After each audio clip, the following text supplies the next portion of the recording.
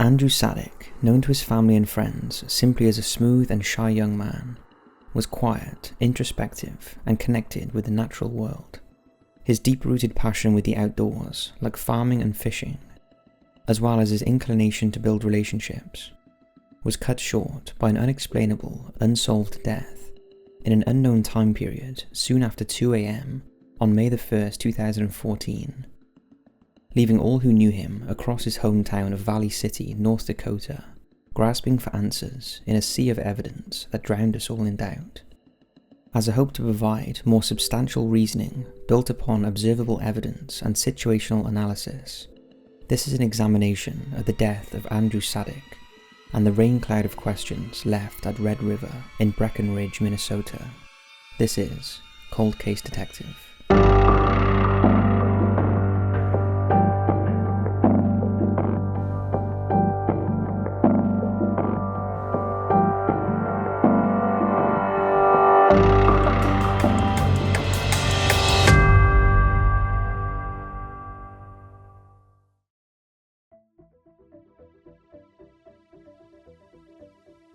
Andrew Sadek was born on November 22nd, 1993, to parents John and Tammy in Valley City, North Dakota. Growing up in a rural part of the United States, northern Midwest, Andrew was surrounded by the natural world and the farming lifestyle from an early age. His extended family owned and operated a cattle ranch near Rogers, North Dakota, and thus Andrew learned the ropes of agriculture right from the beginning. He especially loved fishing and hunting, as well as spending summer afternoons cooped up in an old garage, working on hobby cars. It was an idyllic, serene, Norman Rockwell-styled image of life in Simpleville, USA. Andrew was also a younger sibling and grew up with an older brother, Nicholas. The two spent many days together throughout their youth and reaped the benefits of a beautiful home life and close-knitted family. However, tragedy actually struck the Sadek bloodline almost a decade prior to Andrew's death. In 2005, Nicholas was unexpectedly killed at a railroad crossing in North Dakota, struck by a train whilst in the car with his then-girlfriend. The train tracks were unmarked and the crash was accidental, but the tragedy pained all of those involved nonetheless. The Sadek family was broken, but pushed on through life as the years wore on. From being a toddler through elementary school to his years as a teenager, Andrew was always considered a shy and introverted boy. He rarely broke from his inner circle of friends and peers, and steered clear of trouble in school. After the sudden loss of his brother, Andrew struggled to fully heal from such a piercing wound, but persevered through, keeping to himself and sticking to his virtues. Andrew graduated Valley City High School and sought out higher education to continue his academic career and study to become an electrical technician.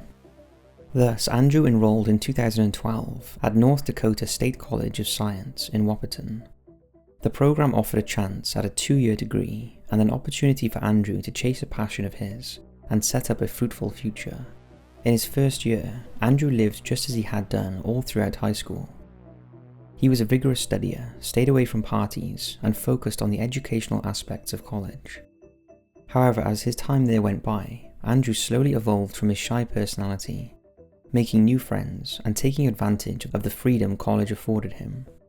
He soon started spending more nights out and about, continuing to create new relationships.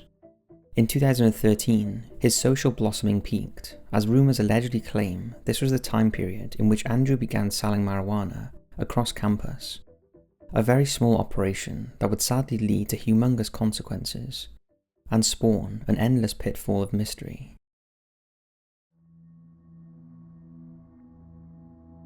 In April of 2013, Andrew makes his first confirmed sale of marijuana to other college peers using the parking lot at North Dakota State CS.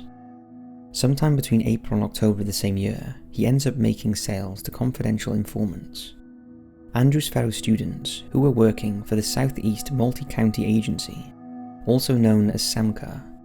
SEMCA is a task force comprised of police officers from drug enforcement agencies around southeastern North Dakota counties of Ransom, Richland, and Sargent counties, in addition to the neighbouring Minnesota county of Wilkin.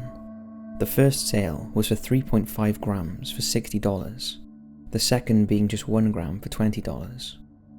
As a result of the sale to CI, Semka performs a search of Andrew's college dorm room in November of 2013, with consent from Andrew himself.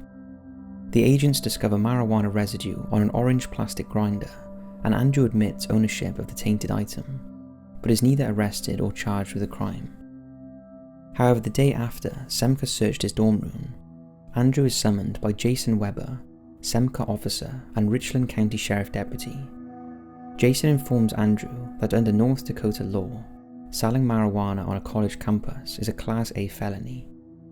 To avoid a possible 40-year sentencing based on consecutive charges, Andrew agrees to become a confidential informant for Semka on that fateful November day. Before November comes to a close, Andrew makes his first 2 buys as a CI, a pair of controlled purchases in the amount of $60 each for 3.5 grams, just like his original sale. A couple months later in January of 2014, Andrew orchestrates a different controlled purchase, of similar size to the November operations, but still under the oversight of Semka. After the January buys, Andrew decides he has had enough of the confidential informant life, and stops all controlled dealing with Semka. Semka announces they only need him to make 2 more official purchases, one from a known dealer whom Andrew used to buy from himself, as well as one from a new unidentified dealer. Completing these buys would release Andrew from his CI obligations and allegedly from Semka in general, but Andrew dismisses the project. However, Andrew does keep in contact with Jason Weber on a monthly basis until April of 2014. In between, Andrew prepares for his future by travelling to places like Bismarck and Grand Forks, North Dakota, to interview for job positions as an electrician. He also begins dating a new girlfriend and setting himself up well for life after college. In the final weekend of the month, April 25th and 26th, Andrew returns home to Rogers, North Dakota to visit with family and help out with the cattle ranch. In the evening of the 26th, Andrew returns to his dormitory and talks to his mother over the phone. The pair discuss their cell phone plan and its data limit reaching the max. It would be the last contact Andrew makes with his family. A few days pass by, and on April 30th, Andrew goes out with his roommate Drew Kugel and a few other friends for a nightlife adventure. The band of friends return to Norgard Hall, the name of the men's living quarters, and watch a movie together. The movie finishes, and Drew and Andrew head to bed. A couple of hours later, at around 2 AM on May the 1st, 2014, security cameras around Norgard Hall capture Andrew walking out of the building. He wears a Tampa Bay Buccaneers sweatshirt with a hood, carries a black book bag on his back, and possesses his phone, though that is turned off at the moment. This would be the last confirmed sighting of Andrew whilst alive. When Drew wakes up later that morning on May the 1st, he notices Andrew is missing, but doesn't feel much concern, assuming Andrew went to visit his girlfriend. That afternoon, however, Drew and friends realise Andrew never returned for his classes, and quickly report him missing to the NDSCS campus police. Not long after the report is filed, police discover the CCTV footage of Andrew and report it to fellow law enforcement agencies. Semka gets wind of Andrew's disappearance and immediately speculate that he ran away to avoid the confidential informant work he still owed to authorities. In an attempt to persuade Andrew back home, Semka charges Andrew with the 2 felonies they originally threatened him a year earlier in 2013. A few days after the disappearance, with no sign or trace of Andrew discovered, the Sadek family pleaded for him to return, asking he return and assist with the spring carving on their ranch, but to no avail. From early May to late June of 2014, investigators comb the surrounding areas around North Dakota State College of Science. They interview family members, friends, peers, and associates. They trudge through woods and scale any and all suspicious terrain. Their 50-day search appears all for nothing, until a breakthrough strikes after spring turns to summer. On June 27, 2014, a police dive team discovers a body in the waters of Red River near Breckenridge, Minnesota, across the way from Wahpeton, during a training exercise and not an intentional search for Andrew. They confirm his identity after a dental records hit matches DNA profiles. Even after a thorough autopsy by both the medical examiner and state police, the cause of death is announced as a gunshot wound to the head, but cannot be confirmed as either a suicide or homicide. These findings split law enforcement from the Sadek family, who were certain Andrew wouldn't end his own life, while Semka and North Dakota authorities said Andrew committed suicide to permanently escape the CI work. Regardless, the inconsistent casework and unspecified results have cast Andrew Sadek's death in a whirlwind of inconclusivity.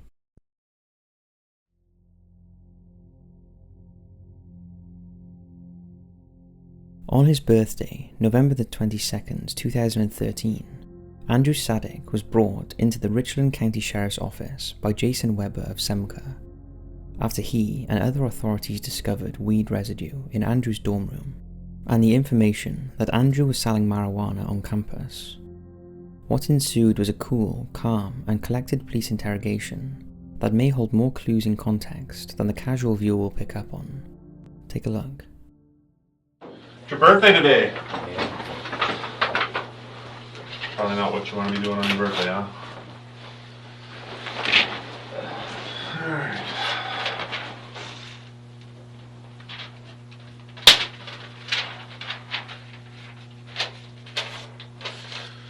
Did you tell your roommate what you had going on?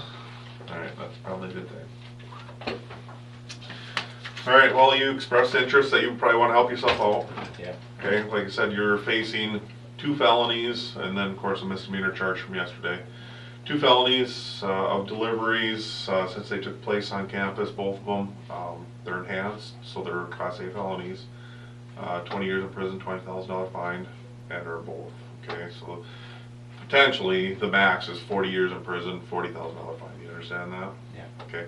Obviously, you're probably not going to get 40 years, but is it a good possibility that you're going to get some prison time? If you don't help yourself out, yeah, there is. Okay, that's probably not a way to start off your young adult life and your career, right? So, what I'm going to ask for you to do is to do some buys for me then. Okay, where you'd have to wear a wire, you'd have to go buy marijuana from individuals, and then, you know, depending upon how you do and so forth, you know, a lot of this could go away. You know, is it all going to go away? Probably not. Are you going to probably have to plead guilty to like maybe a misdemeanor possession of marijuana? Probably, you know. But at least you're not pleading guilty to felonies. Okay, is that fair enough? Very fair. Okay. Is there individuals that you know on campus or around town or whatever that you can buy from? There's one chick that sells out of the campus apartments that I know of. Who's that? I'm not sure the name, but I have quite a few buddies that buy from her. Okay. Would it be uncommon for you to buy that much though? Yeah. Okay. I mean, if you went and bought that much, would it be like, what the hell? Probably. Maybe, I don't know. If you went and bought an ounce? That would be more reasonable. That'd be more reasonable to say you're trying to sell mixed money on campus? Yeah. Okay. We could probably entertain that idea, you know, setting you up with Fargo. That's a different task force, but if you're willing to help them out, then, you know, I'd give you your credit down here. Yeah. Or you can't buy from anybody else? Not, like, I have a lot of people that I can talk to and find out buyers, but no. The first portion of the interview contains some pretty common passive-aggressive tactics used by law enforcement, especially considering the youth and inexperience Andrew has in terms of dealing with police. They make an unnecessary comment about Andrew spending his birthday with authorities, immediately followed by the fact that Andrew's offence is technically a Class A felony in the state of North Dakota. The officer continues with barrage of negatives, hinting that the smart move would be for Andrew to help a CA. The later half of the video is a bit hard to dissect, but does provide some interesting information that might have led to Andrew's deteriorating outlook on his situation. The deputy asks what's the biggest amount Andrew thinks he could purchase is, and when Andrew says a number higher than he's used to, the officer hints he still might need Andrew to make an outlier buy, which could raise the stakes for Andrew's credibility. The officer also makes a comment that he thinks Semka could arrange for Andrew to go into Fargo, North Dakota as well, to make controlled purchases as a CI, and gather intel in a bigger city with a different seller. Fargo is of course a much trickier prospect in terms of Andrew's experience. Andrew just slung minimal amounts of marijuana around his college campus. Venturing into Fargo, North Dakota would elevate beyond small-time drug dealing. While it's not a major threat or even intended to scare Andrew, just the fact that Jason Weber spewed the idea into Andrew's subconscious could have planted the seed of a bigger issue. Andrew growing miserable with having the expectations of helping police, going behind his friend's back, and most importantly, jumping into the shadowy situation of crossing paths of bigger players who could entertain harsh consequences if he's spotlighted as a narc.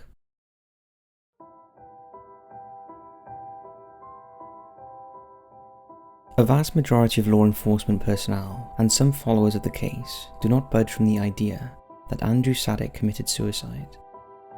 The SEMCA officers involved with the confidential informants claimed many of their CIs were hard-pressed to get out of their situations, many of them abandoning their responsibilities to purposefully be arrested, rather going to jail than continue making controlled drug exchanges.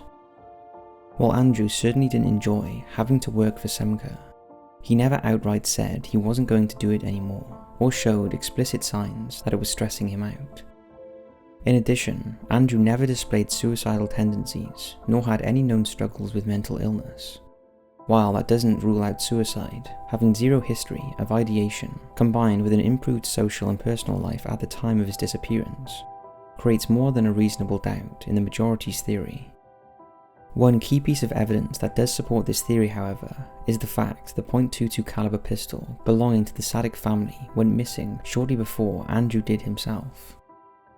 It would be sensible to assume Andrew took the firearm with him at some point, maybe for protection, maybe for taking his own life. What hurts this supposed clue, though, is that the gun has never been found. It was never pulled from Red River, despite numerous dive teams combing through the riverbed.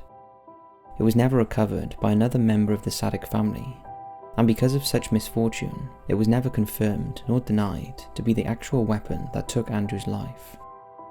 Was it unlikely to be the bullet of another .22 caliber gun that killed Andrew? Probably not, but without the firearm being present at Andrew's body recovery point, it makes little sense for Andrew to have killed himself without leaving the gun nearby, or for him to have taken his own life elsewhere, but to end up at the bottom of the river. It wasn't just the missing weapon that foiled a suicide theory, but other missing items hinted at foul play too, or at least dissuaded conspiracies surrounding self-inflicted gunshot wounds. Andrew's Tapper Bay sweatshirt wasn't on his person or in his car, and the jacket he was wearing wasn't familiar to any of his friends, his girlfriend, or his mother. In addition, Andrew's wallet was not on his body when it was found, nor was it discovered in Red River after the submerged searches. The lack of a wallet would suggest robbery, and the lack of Andrew's clothes would suggest he engaged in some sort of physical activity between the CCTV footage capturing him leaving the dormitory and ending up in Red River. What the quarrel could be is nearly infinite, but definitely could be a major piece in a puzzle, leading towards a different type of hypothesis, one revolving around untraceable, unconnecting homicide. Our first step with investigating a possible homicide is checking in on the status of serial killers or potentially serialized murders in the general vicinity of Richland County, North Dakota in 2014. Sadly, the research is fruitless, probably a byproduct of the recency in Andrew's death.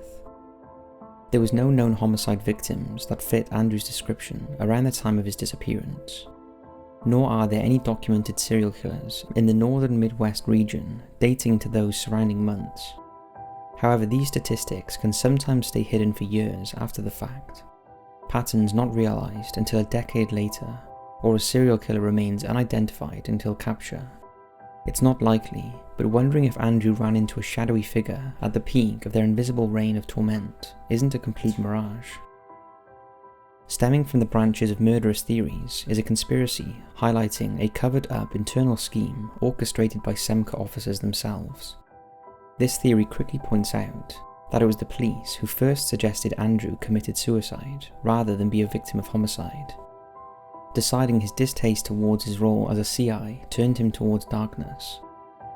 These agents claimed that other confidential informants with similar personal histories as Andrew either committed suicide to escape responsibility or deliberately defied orders, deciding incarceration was better than risking their lives for undercover drug dealing. The theorists themselves stringed together wild hypotheses, believing that Andrew might have threatened to help his fellow buyers around campus and blow up Semka's operation, leaving law enforcement to decide whether or not to let him go or make him pay. It's a ridiculous assumption to believe authorities would go to such a stretch and kill Andrew themselves, and then immediately point blame elsewhere, whereas they could have just charged Andrew with a felony and sent him to prison for a long time, like originally intended. It would be a lazy inside job if true, and while the police are wrong to just assume suicide was the correct label, it doesn't automatically signal guilt. Rather, it shows their lack of interest in Andrew's case, blowing it by for the sake of upholding their own priorities.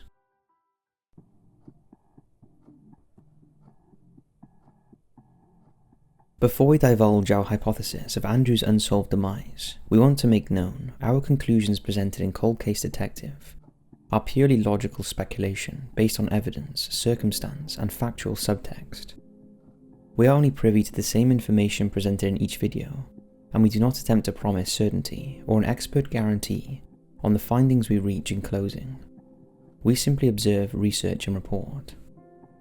While the proposed theories regarding Andrew Sadek's death intrigue us and make one think about the suspiciousness of the situation, one hypothesis in particular sticks out from the rest as the most plausible.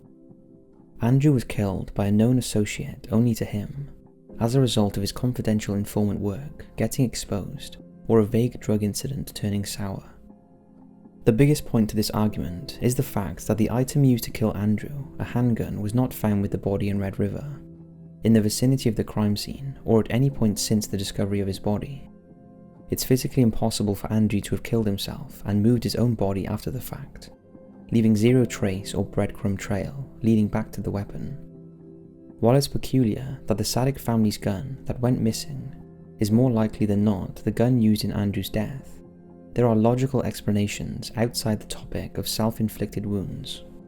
For example, if Andrew was aware his CI work was exposed to other drug dealers around the area or fellow buyers around North Dakota, Andrew might have taken the gun as protection, in case he was confronted by disgruntled associates. Or Andrew wanted the gun to intimidate someone and it was stolen from him during the scuffle. There's even a possibility that Andrew did intend to use the weapon and engaged in a firefight that left him dead and the gun in the hands of the killer, taken away to never be found again. The presence of rocks in Andrew's backpack also throw a wrench in the non-homicidal related theories pinned to the case files. Forcing his corpse to the bottom of the Red River so that it wouldn't be found is a common symptom of murder incidents all over the world. Had Andrew simply wanted to take his own life, the rocks and the river in general seems like unnecessary steps to take. The rocks feel like a ploy to hide something, not as an additional tool in taking a life. In addition, Andrew was wearing different clothing than the garments that appear in the final CCTV footage from the university's campus. It's certainly plausible that he just changed clothes between leaving school and his disappearance. But with no leads pointing investigators towards the Tampa-based sweatshirt, it makes you wonder if someone had taken the sweatshirt off of Andrew's body in order to get rid of evidence or make his weight lighter. This makes sense when considering the theory that Andrew was actually killed somewhere else and then transported to Red River. The Sadek family had Andrew's car analysed, and it was concluded that the sitting water in the bottom of the vehicle indicated a wet mass was sitting in the car at some point shortly before its discovery, strongly hinting that Andrew was put in the back of his own car prior to being dumped into Red River. There's a chance the theorized killer dumped Andrew's body into a separate body of water, maybe a pond or shallow lake, and realized it was too obvious or too close to his murder scene. Thus they retrieved the body, moved him in the car, and put him in Red River. On a similar note, the killer or killers could have gotten drenched themselves in the Red River and soaked the car when they hopped back in Andrew's vehicle and drove away. Regardless, there was more than likely a second party that involved Andrew's vehicle, which resulted in its wet condition when found by investigators, but will never be known for sure as the security cameras at the university student parking lot were malfunctioning the night of Andrew's death.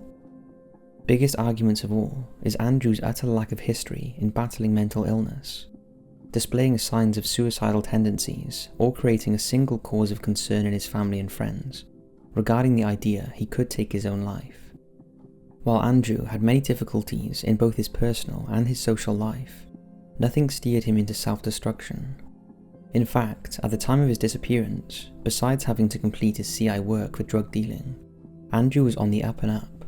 He had a great relationship with his girlfriend and made excellent grades across his classes in school.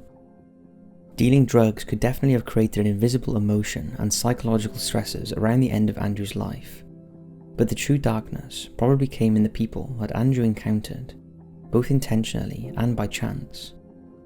The unexpected nature of crime and the criminal underworld can bring forth destruction in the blink of an eye, and all it takes is one wrong move or an unlucky mishap for someone innocent to trip up in front of someone malicious. Thus, the risk in selling drugs, combined with working with the police, and the knowledge of hardly anyone in his life, left Andrew vulnerable to the unjust nature of the CI side effects, and someone took away his chance at escape and prosperity. Nevertheless, we will always remember Andrew for the person he was prior to the negative labels he received during the run-ins with Semka and low-level college drug peddling. Instead, we will see him as a quiet yet bright and burning young man with endless potential and an honest hope for not only himself but his friends and family too. We will attribute his troubles to the positive outcome of Andrew's law, a law giving protections to other confidential informants and their rights to an attorney, and most of all, their rights to speak up and share their thoughts. We all deserve a chance to create our own futures, and sadly, Andrew was stripped of the opportunity. His soft-spoken yet stone-hard diligence will help retain his legacy, as nothing more than an American dreamer striving for a life worth living. This has been Cold Case Detective.